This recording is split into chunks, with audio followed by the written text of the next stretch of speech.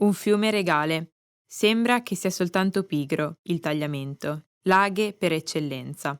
Il Friuli sta di qua e di là da Laghe, che lo divide e lo lega dalla Carnia al mare. Ed è una distinzione fondamentale quella che si fa tra chi vive oltre le sponde opposte di questo antico e ben definito limite. Il nome che gli venne dai Celti, o forse prima, Tilaventum Maior, perché c'era anche un minor che cambiò nome e si perdette di strada. Suona quasi involgarito nella forma italiana, ma lungo il suo scorrere serba per tratti il suono nativo, Tiliment, Tilimint. Di lui è detto nei testi di geografie, fiume a regime torrentizio. È la definizione giusta finché si vuole. Mi urtava nei tempi in cui si imparano le cose, perché mi pareva intesa a diminuirlo. A chi guarda dalla curva oltre lo sprone di Ragogna, le acque che escono raccolte da sotto il ponte breve che va a Pinzano o dalle balconate alte di Spilimbergo, si accorge che le ghiaie, superata quell'ultima gola di monte, si sono prese, a somiglianza dell'acqua, la briga di straripare il modo da riempire gli occhi.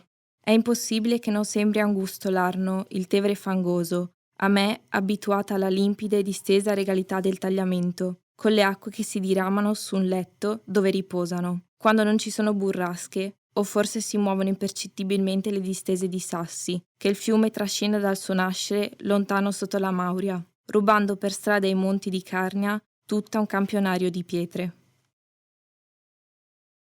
Rotolando giù, hanno il tempo di rendersi levigate e monde, sicché, quando appaiono sullo straripato alveo, la grava, questo è l'altro nome del Tagliamento, diventa appena la lambisce un po' di sole, un prato minerale o un mosaico immenso, dove appaiono disegnate sul bianco fioriture strambe, le più varie di colore, estro e grana, incorniciate da bande d'acqua lucente. Si presenta così, verso Dignano, dove il fiume ha bisogno di un ponte con una fila d'arcate che non finisce più. Poi, continuando la strada, riduce a grado l'ampiezza. Quando tocca Madrisio, nella bassa pianura, la sua distesa veste è già raccolta entro gli argini, pronta a stringersi nel mare. A monte, però, sotto il castello e i palazzi di Spilimbergo, il fiume si fa paese, insinuato com'è nella sua storia e nella geografia. Tra muraglie arcigne e stradette ripide, per tratte ancora residui d'erba e sassi, c'era la porta dalla grava.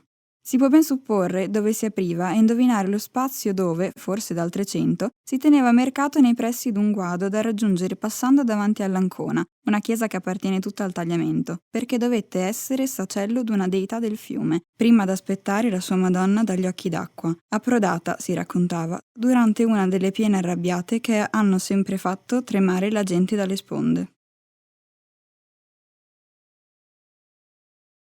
Perché il Tagliamento ha furia commisurata alla sua vastità, e quando arriva col mare il letto ai piedi di Spilimbergo, si è già inghiottite le rive a monte e si prepara a sgangherare gli argini verso la pianura.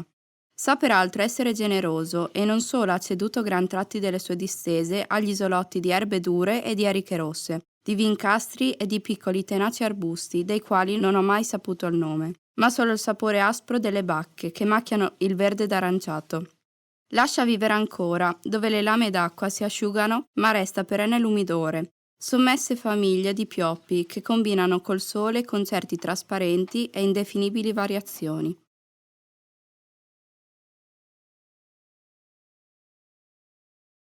E, avendo il Tagliamento tanta ampiezza da condurre a spasso le acque per meandri discorrenti dall'una all'altra sponda, ha lasciato quiete all'asciutto intere lande, dove la gente ha dissodato le ghiaie, seminato grano, piantato vigne e frutteti, e un intero villaggio si è annidato e cresce sotto l'imuculis, ossia le rive alte del fiume, che per misero, sono passati molti secoli, al castello di piantarsi a fare la spia tra montagne e piano, e al paese di crescerli intorno, e al grande duomo di alzarsi a pregare Dio, in pietra, archi affreschi, contemplando il libero fiume. La gente di una volta, quando si scolorava il sereno, e della grava si alzavano le nebbie, intravedeva le forme di mitiche lavandaie intente a sciacquare panni d'ombra nel polverio. È vero invece che quando rotolano su dal mare le nuvole dello scirocco, anche i gabbiani accorrono risalendo la corrente. Mentre le acque si affannano inquiete a coprire il prato di pietre e ai margini del biancore spento si contorcono alberi ed erbe. Il volo arcuato dei gabbiani incorona l'alveo regale dell'antico Tilaventum.